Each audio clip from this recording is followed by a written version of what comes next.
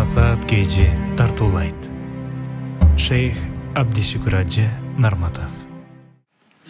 Өткөн жумаларда айттым, байкуш аксакал айылда жашайт экен.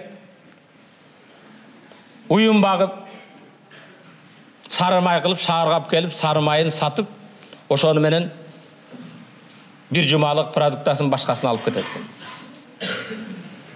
Дүкөнгө келип, 1 килограмм сары май тапшырат экен. Анан дүкөндүн ээси ага шекерин, башкасын, тузун баарын берет экен. Күндөрдүн биринде дүкөндүн ээси аксакалды чакырып, аксакал кайра келиң. Мен сизге 1 килограмм деп эле 1 килограммдык сары майдын акчасына продукта берип жүрдүм. Майыңызды тартсам, болгон 900 грамм чыкты. Ушундай аксакал болуп, белиңиз бекчейип, төрүңүздөн көрүңүз жакын болуп калганда уялбайсыз балдагандан. Мен сизден канча айдан бери алып жүрөм. Сиз 900 граммдан тапшырып, 1 килограммдык байдын акчасын, продуктасын алып жүрүпсүз дейт. Аксакал көзүнөн мөлтүрөгөн жаш агып, балам дейт, мен кембагалда, байкушта таразы кайдан болсун?